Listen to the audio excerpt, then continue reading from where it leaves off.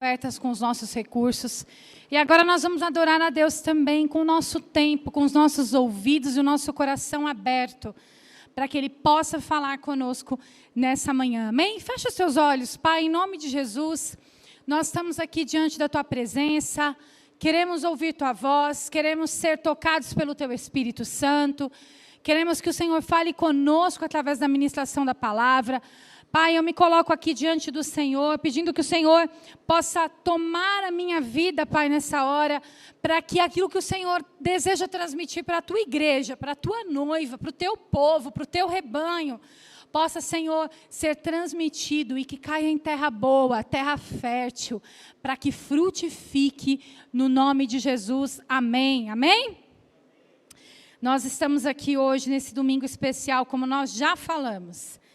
Um dia em que nós comemoramos, nós somos o único povo que comemoramos a morte.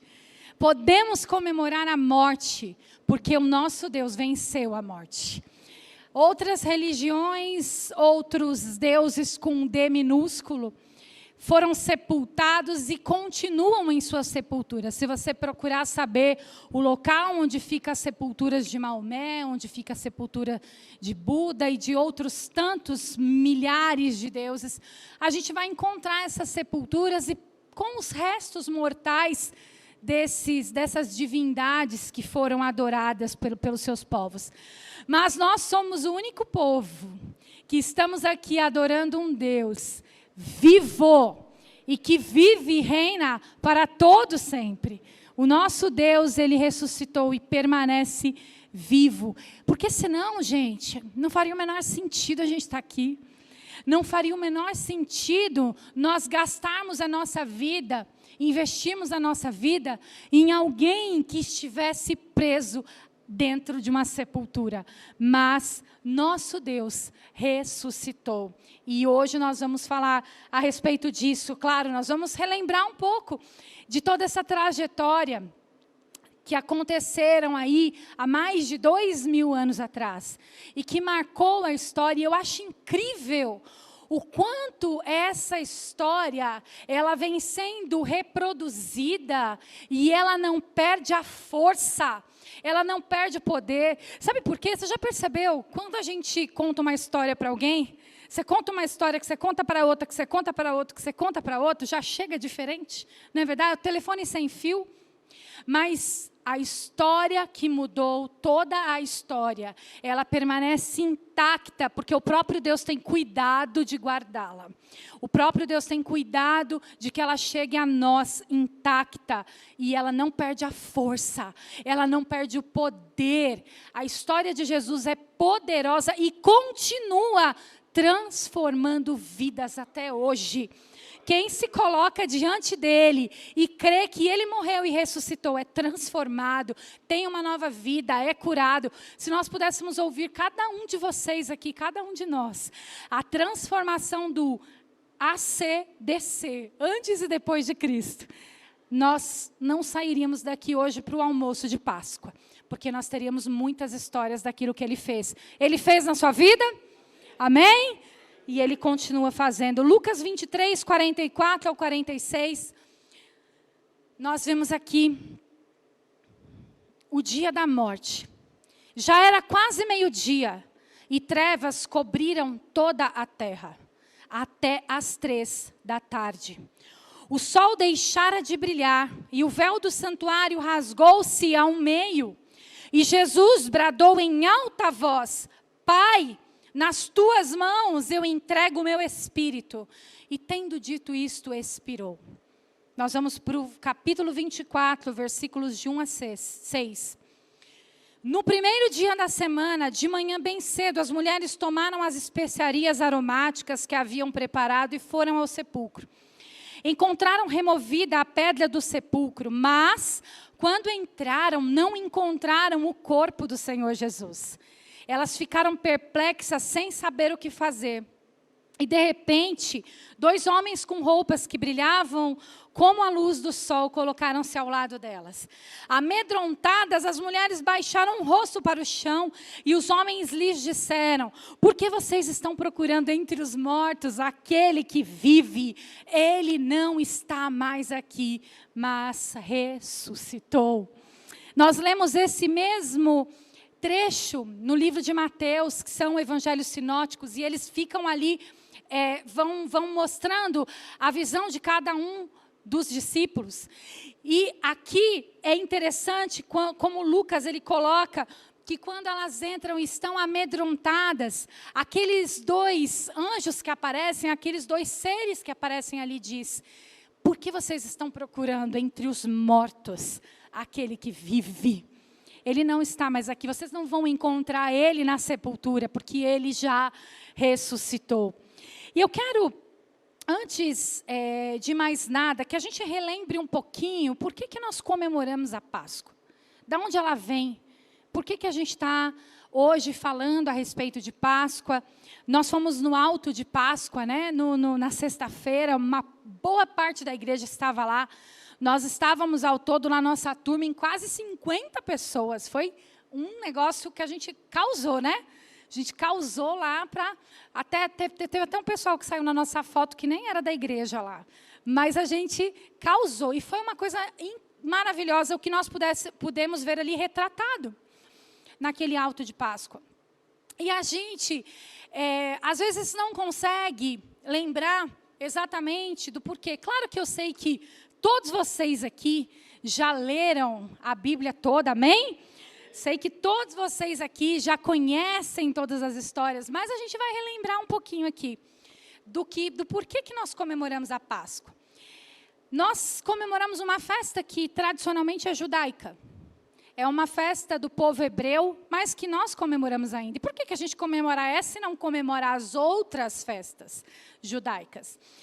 Quando o povo ele estava escravizado no Egito, quando eles estavam ali sendo torturados e presos no Egito, Deus levanta quem?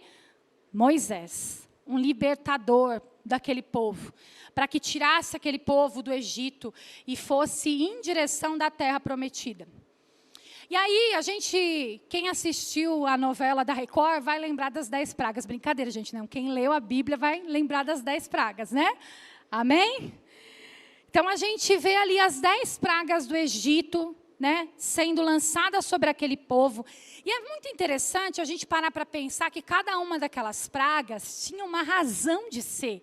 Elas não foram lançadas ao léu, porque Deus acordava com humor, mandava rã. Aí ele estava com outro humor no outro dia, mandava os piolhos. Não, cada praga daquela tinha uma razão de ser.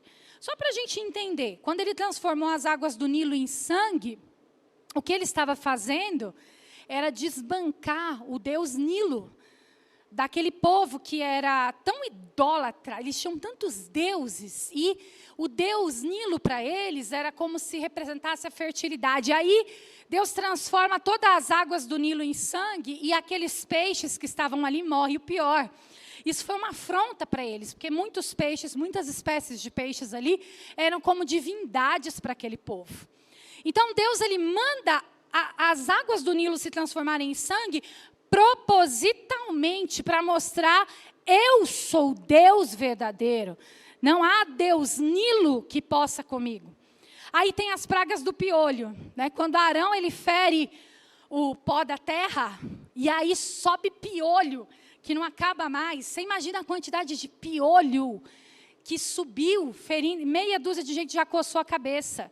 Porque é só da gente falar de piolho já dá um comichão, né?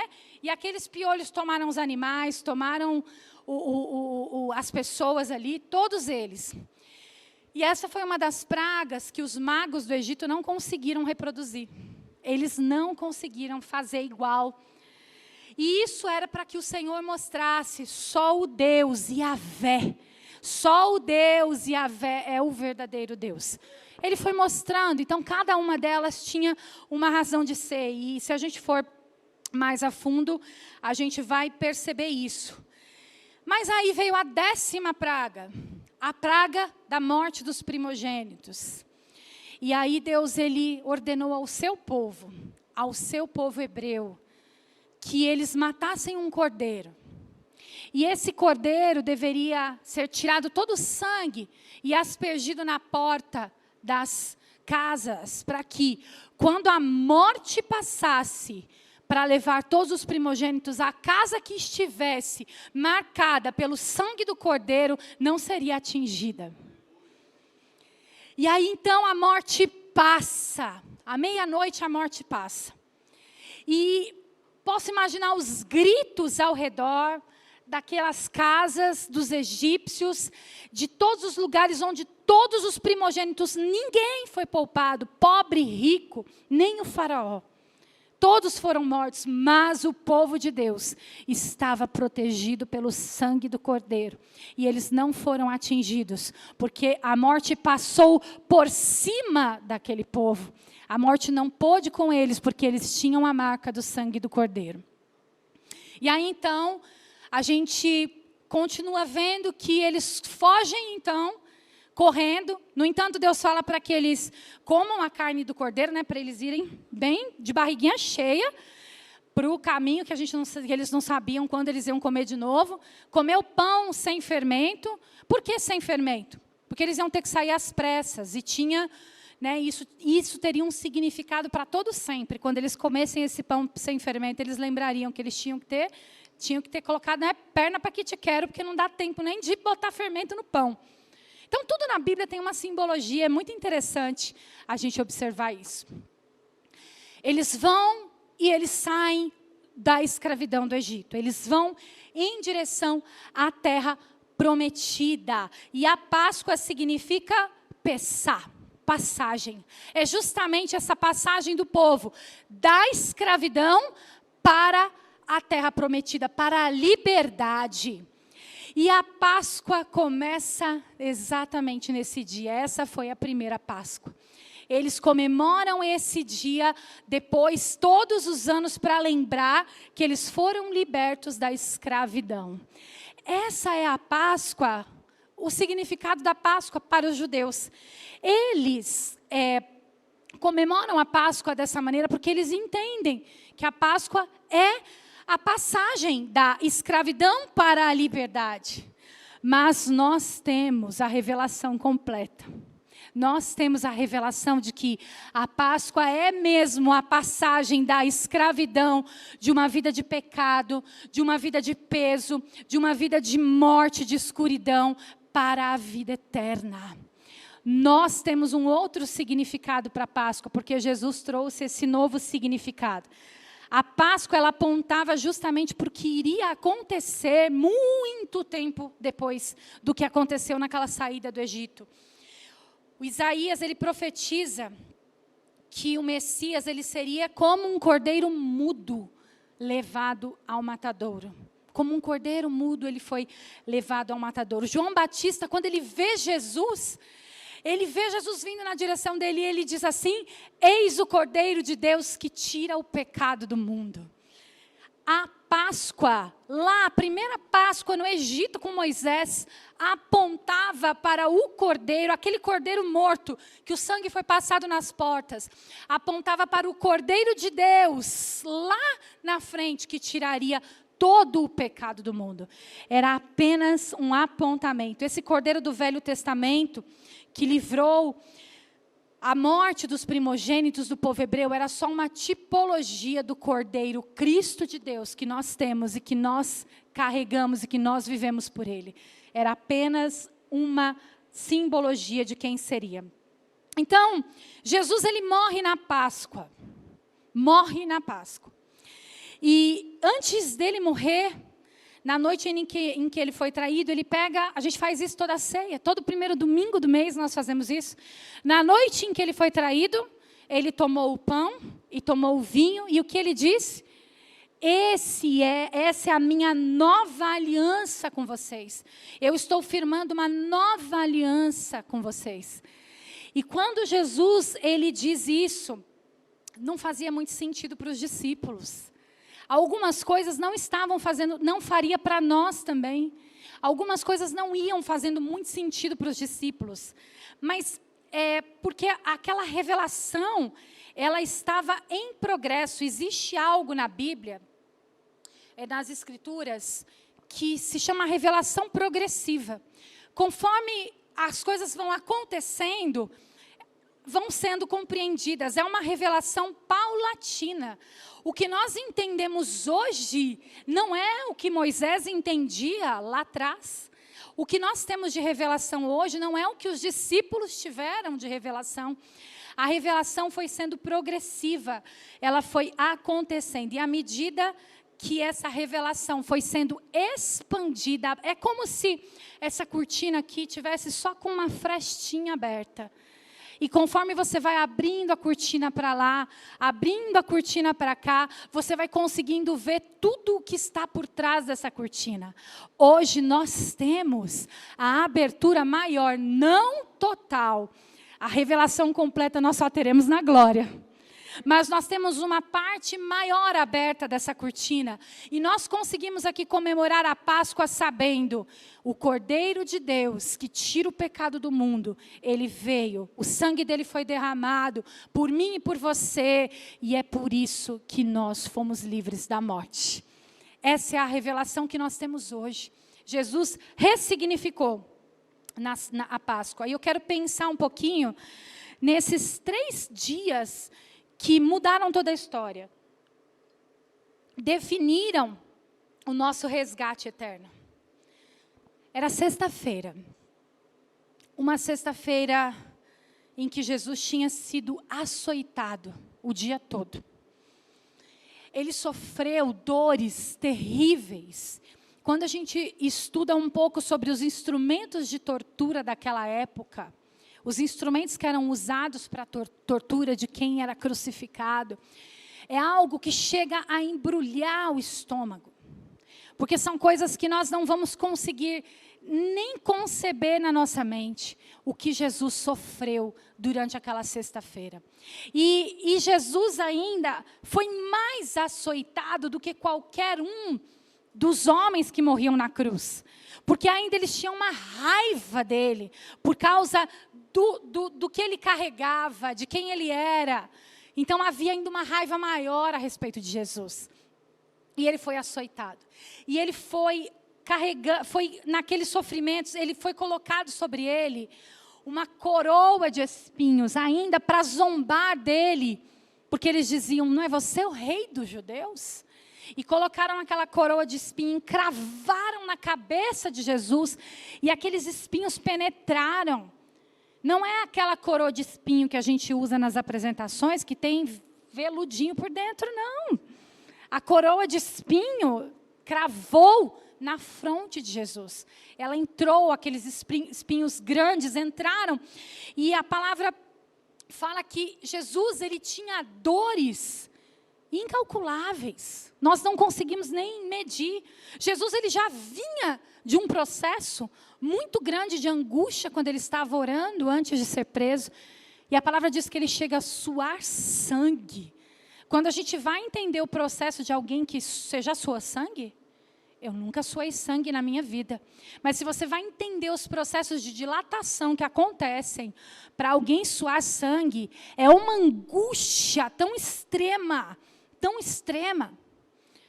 E Jesus, ele soa sangue antes mesmo de ser açoitado.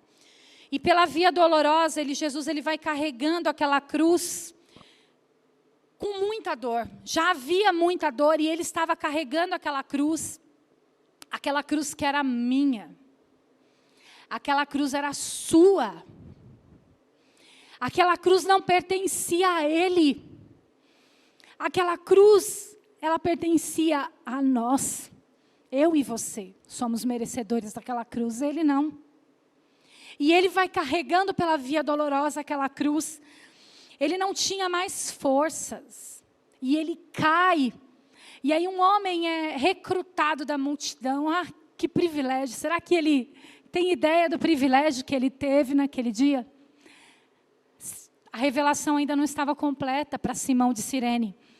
ainda não estava completa. Mas aquele homem que foi recrutado, foi pego pelos soldados e disse, vai lá ajudar esse homem, porque ele não consegue nem carregar a própria cruz. E Simão de Cirene vai e ajuda Jesus a carregar a própria cruz. Esse homem não fazia ideia do instrumento que ele carregava nas costas dele. Ele não fazia ideia que aquele instrumento que ele carregava era um instrumento de salvação dele mesmo. Meu e seu e de toda a humanidade daí para frente. Ele carregava um instrumento de tortura, de dor, mas também de salvação. E quando eram 3h, por volta desse horário, ele entregou o seu espírito ao Pai. E ele disse, Pai, nas tuas mãos eu entrego o meu espírito. Eu acho interessante porque Jesus, ele é Deus. Ele é 100% homem, mas ele também é 100% Deus. E ele precisava entregar o seu espírito. Se ele não entregasse, ele não morreria. Não havia o que pudesse matar Jesus, ele é Deus. Mas ele entrega o seu espírito voluntariamente. E ele diz, em suas mãos eu entrego o meu espírito. E quando Jesus faz isso, a terra treme, toda a terra treme, os sepulcros se abrem e faz trevas em toda a terra. Porque o Deus homem estava se entregando naquele lugar. Deus, ele externou de forma visível a agonia do filho dele. Deus, ele fez com que todos vissem as trevas que haviam por dentro, por fora. Todos puderam ver as trevas do pecado que Jesus carregava. Ele externou. É como se ele desenhasse e dissesse, olha, é sobre isso aqui, vocês precisam ver o que está acontecendo. Houve trevas, trevas. E eu penso que trevas é muito diferente da escuridão da noite. Trevas é algo que não é compatível com vida. Trevas é algo que traz uma angústia e uma agonia. E houve trevas quando Jesus, ele se entrega. Porque o pecado que estava sobre ele era algo muito, mas muito grande demais para que Deus olhasse para ele. No entanto, Deus, quando ele está ali na cruz, Deus vira a face. Ele não pode nem olhar para aquela cena. Porque a santidade de Deus não é compatível com aquilo. E aí Jesus, ele exclama, Eloi, Eloi, lama sabachthani, que significa Deus meu, por que me abandonaste? Algumas versões a gente vai ver, Eli, Eli, lama sabachthani. E alguns até acharam que ele estava chamando Elias. Alguns acharam que ele estava clamando por Elias. Mas ele estava dizendo, por que eu fui abandonado? Por que me abandonaste aqui? E quando a gente olha para isso, talvez a gente pense, que Deus mau! Como que ele abandona o próprio filho? Nessa hora, eu não abandonaria meu filho numa situação dessa? O que Deus estava fazendo era necessário para que eu e você fôssemos salvos. Porque se Jesus quisesse, ele tinha descido daquela cruz. E há uma frase que eu não sei de quem é, mas a pessoa foi muito feliz em dizer que não foram os pregos que prenderam Jesus na cruz. Foi o amor dele por mim e por você. Ele teria descido. Ele era poderoso para descer daquela cruz, mas ele ficou. Ele escolheu ficar naquela cruz. O grito de abandono que Jesus deu naquela cruz representava eu e você. Ele era o nosso representante legal naquela cruz. Ele era o nosso representante naquele momento de dor e de angústia. E aí deram vinagre para ele beber. E é interessante que mesmo sem saber, os ímpios, eles estavam ali cumprindo uma profecia messiânica que está no Salmo 69, que diziam, foi dado vinagre para eu beber na minha sede. Eles estavam sem saber contribuindo para que tudo aquilo que estava acontecendo ali apontasse para que esse verdadeiramente é o Filho de Deus. Mesmo sem saber, eles estavam ali participando de tudo o que estava acontecendo. E Jesus sofreu escárnio. Ele foi abandonado, zombado. E as últimas palavras que ele diz naquela cruz foi, tetelestai, está pago. está consumado. E esse está pago é um está pago integralmente, não ficou nada. Não há nada em débito, nada. Naquele tempo foram encontrados papiros da época de Jesus, e nesses papiros, que eram documentos, tinham carimbos escrito Tetelestai. E quando haviam esses carimbos, isso significava, está pago. O devedor dessa dívida aqui não deve mais. Houve alguém que pagou, ou ele mesmo pagou. Naquele documento estava cravado, Tetelestai. E Jesus fez isso comigo e com você. Ele cravou na sua alma, na minha alma, Tetelestai. Ele cravou em nós, está pago, está consumado. Esse homem, essa mulher aqui não devem mais nada. Embora nós não tenhamos pago nada. Nós não pagamos e Ele pagou por nós. Não há amor maior do que esse. Ele pagou o que Ele não devia e Ele nos tornou livres. Ele era o justo, eu a injusta, e Ele se entregou naquela cruz no meu lugar. Ele se entregou por minha causa. Ele pagou aquilo que Ele não devia. Uma outra coisa interessante é que naquele mesmo horário, justamente na hora que Jesus estava morrendo, era a hora do sacrifício da tarde dos judeus. Eu fico pensando na alienação desse povo, e eu fico pensando se eu também não estaria alienada se eu estivesse lá. Sabe? Porque eles estavam ali fazendo o sacrifício da hora da tarde, a mais ou menos 1 quilômetro de onde Jesus morria. Jesus estava morrendo no Monte da Caveira, fora de Jerusalém. E eles estavam a mais ou menos 1 quilômetro dali, fazendo sacrifício pelos pecados. Mas havia um cordeiro sendo morto. O cordeiro de Deus sendo morto. O sacrifício perfeito. O sacrifício suficiente sendo feito. E eles estavam preocupados em oferecer o sacrifício ali do lado ao mesmo tempo. Que alienação, meu Deus do céu. Eu fico pensando que talvez nós também estaríamos nessa situação. Mas é por amor que Ele se revela. Ele revela a nós todo o plano. E ali eles estavam sacrificando. E no templo havia o lugar onde eles faziam esse sacrifício. E aquele lugar onde eles derramavam o sangue do cordeiro, que eles acabavam de matar, o animal mesmo, o animal de pelo. Mataram e derramaram ali. E enquanto eles estavam ali, a terra estremeceu, as trevas vieram, mas aconteceu algo que eles também puderam presenciar. O véu do templo que estava na frente deles, o véu que separava eles mesmos do lugar santíssimo, onde estava a arca que representava a presença de Deus. Aquele véu, ele foi rasgado de alto a baixo, de uma só vez. E sabe o que é lindo, gente? Esse véu era uma cortina espessa, mais ou menos uns 18 metros de altura, e ele era pesado, bordado de ouro, de púrpura. E Deus rasgou aquele véu de alto a baixo, como se fosse uma folha de papel. Rasgou, e com isso Deus estava dizendo: o acesso está liberado para a minha presença. Vocês podem entrar. Vocês agora podem, o sacrifício perfeito foi oferecido, não aqui, nesse lugar, mas lá no Monte da Caveira, foi oferecido o sacrifício perfeito, e agora vocês estão liberados para acessar a minha presença. Você acha que eles entendiam tudo isso quando estava acontecendo ali? Ainda não. É uma revelação progressiva. Ela foi acontecendo pouco a pouco. E hoje nós somos muito privilegiados.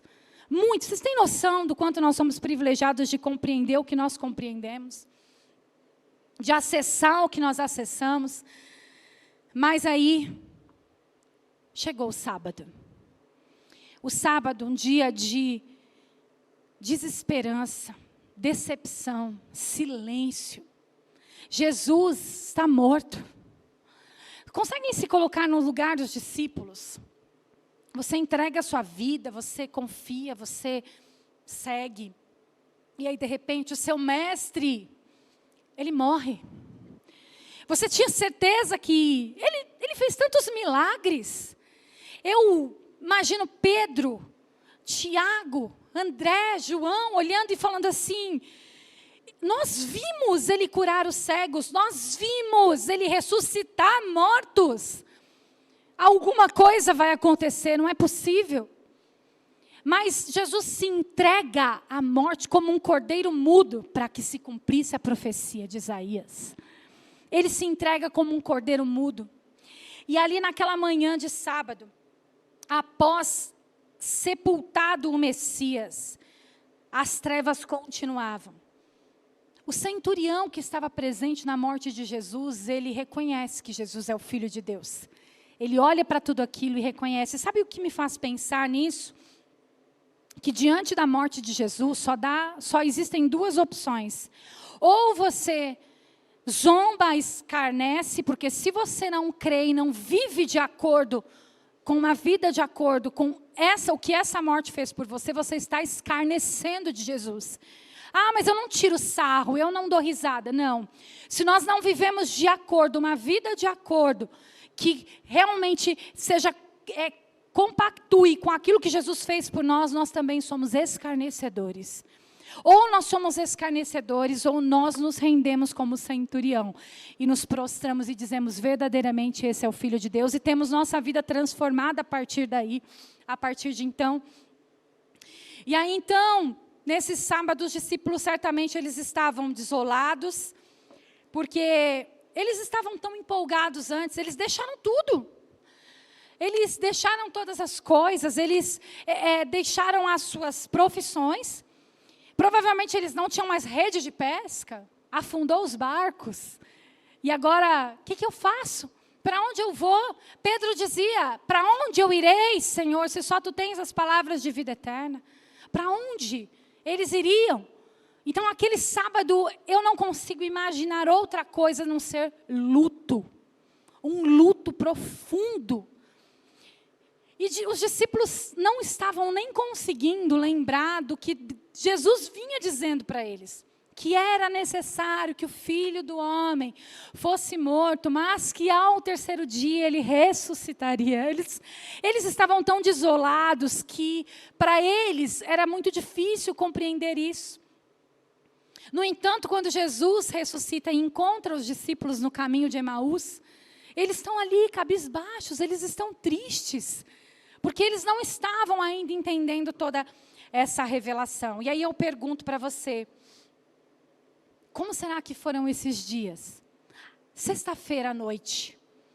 Eles precisavam sepultar Jesus rápido, porque ia dar 6 horas, e aí o sábado já começaria, e eles guardavam o sábado. Como será que foi essa noite de sexta, e todo o dia de sábado? Um dia de luto, um dia de silêncio. A luz do mundo, o amor, a vida, o caminho, a verdade, a paz, a alegria, a resposta, o verbo de Deus encarnado e a esperança estavam no sepulcro. Tudo aquilo que eles tinham estava no sepulcro. E eles não sabiam o que fazer. Você já perdeu alguém que você ama muito? Já perdeu? Como foi o dia seguinte dessa morte? Como foi a noite em que você foi para casa depois daquele sepultamento? É uma sensação horrível. É uma sensação de desesperança. É uma sensação muito difícil. Os discípulos sentiam a mesma coisa a respeito de Jesus. As mulheres que o acompanhavam. Não havia outra solução para a humanidade, porque a única esperança que já havia existido estava sepultada. Que sexta-feira terrível e que sábado mais pesado na vida daquele povo. O silêncio, gente, pode ser assustador para nós. O silêncio pode ser algo que tira a gente do eixo. Mas pode ter certeza, Jesus está trabalhando no silêncio. Jesus está trabalhando quando a gente não vê Ele fazendo. Porque enquanto Jesus estava sepultado, Deus estava trabalhando na ressurreição de Cristo. Ele estava trabalhando e o terceiro dia, a manhã de domingo, estava próxima. E às vezes nós estamos ainda na nossa vida, em muitas situações nós estamos como nesse sábado. Sem ver a esperança, sem ver a luz, sem ver a alegria, sem ver algo que nos faça continuar. Mas creia que amanhã de domingo está chegando. A ressurreição virá. E aí chega o terceiro dia. O dia em que Jesus, Ele mostrou a que veio e por que veio. As mulheres vão bem cedo no túmulo, naquele dia. E elas chegam lá e elas ficam com muito medo, como nós já lemos aqui, porque elas sabiam onde Jesus tinha sido sepultado. As duas mulheres que estavam ali, Maria Madalena e Maria, elas estavam ali sabendo onde elas estavam indo. Porque elas foram, quando Jesus foi sepultado, elas viram onde Jesus foi sepultado. Porque houve aí algumas falações querendo dizer que os discípulos não encontraram Jesus porque eles foram no túmulo errado. Mas as mulheres sabiam onde Jesus estava enterrado e foram elas que foram lá pela manhã para embalsamar o corpo de Jesus, para poder passar as especiarias, que era uma tradição judaica. E aí elas falaram, a pedra é muito grande, a gente não vai conseguir tirar essa pedra. Mas quando elas chegaram lá, a pedra estava removida. E sabe o que é muito, mas muito interessante? Pilatos, ele desbancou uma guarda para ficar na frente do túmulo, com medo mesmo que os discípulos roubassem o corpo de Jesus. Então tinha uma guarda na frente do túmulo, a pedra estava lacrada, mas Deus fez esses soldados caírem como mortos, e a pedra do sepulcro rolou. E quando essas mulheres chegaram lá, Jesus já não mais estava. Por que procuram entre os mortos aquele que vive? Ele não está mais aqui, mas ressuscitou. Foi isso que elas ouviram quando elas procuraram pelo corpo do Senhor para ungir o corpo dele. Ele ressuscitou. Todas as profecias a respeito dele se cumpriram. Todas as profecias. Uma por vez se cumpriram a respeito de Jesus, o Messias. E todos puderam ver. Muitas pessoas viram Jesus ressurreto. Ele apareceu e ainda ficou por aqui por uns 40 dias. Aparecendo aos discípulos, aparecendo às multidões. Ele expôs as Escrituras. Ele ficou aqui para que as pessoas pudessem realmente comprovar que ele havia ressuscitado. Seu corpo jamais foi encontrado. Não há vestígios de morte. Se não tem corpo, se não tem cadáver, não tem vestígio de morte. Não é verdade? Nunca foi encontrado. E muitos puderam ver o Cristo ressurreto.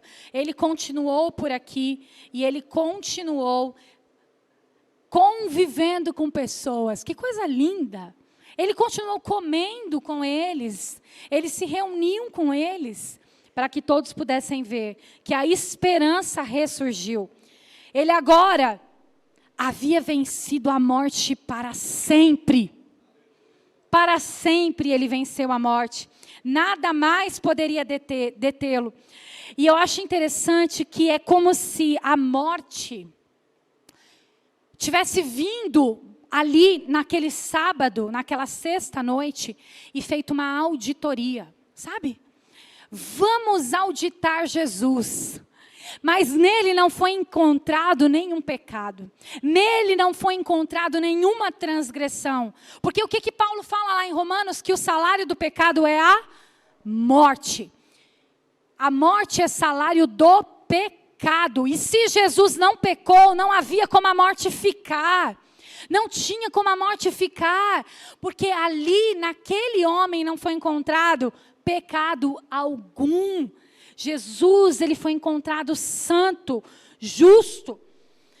E porque ele morreu e ele ressuscitou, eu e você não tememos mais a morte.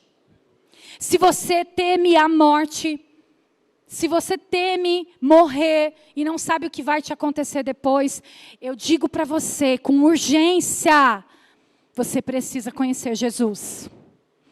Porque quem sabe o poder da morte, da ressurreição de Cristo, não teme a morte. Porque na verdade nós sabemos que a morte não é o fim. Nós não tememos mais o juízo de Deus. Nós não tememos mais, porque nós sabemos que Ele pagou todo o preço.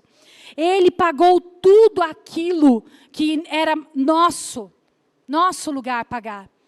Nós, porque Ele morreu e ressuscitou, nós não tememos mais o inferno. Nós não tememos o inferno porque nós sabemos que esse não é o nosso lugar. Nós vivemos na certeza da vida eterna no céu para sempre com Ele.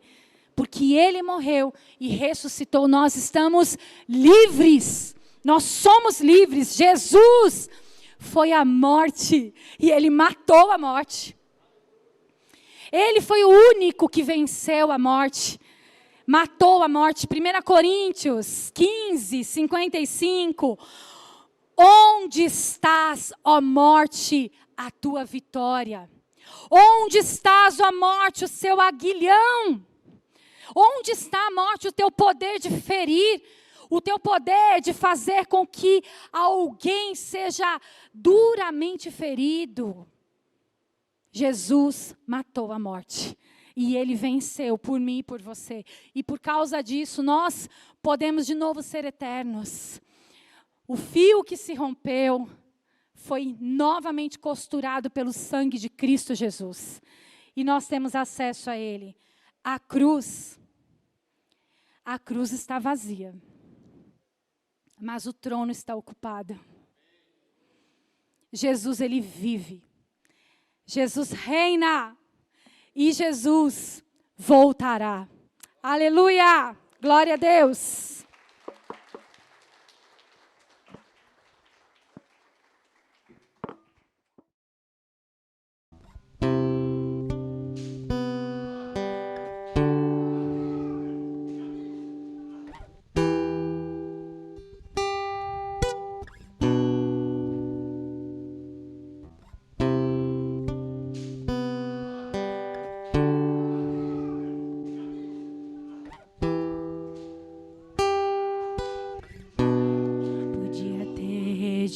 Rejeitado, mas não rejeitou. Então assim foi levado ao lugar de muita dor.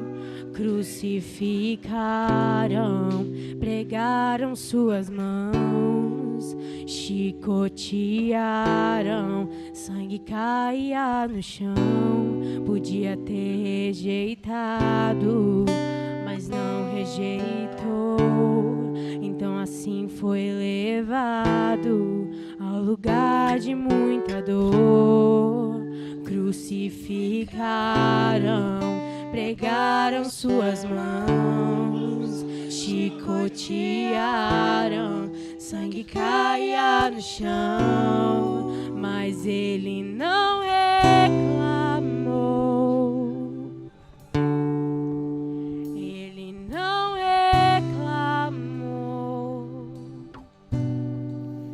Ele só perguntou. Em alta voz gritou assim: Eli, Eli, lama sabachthani. Deus meu, por que desamparaste seu filho? Eli, Eli, lama sabachthani. Deus meu, por que desamparaste seu filho? Não reclamou. Ele não reclamou.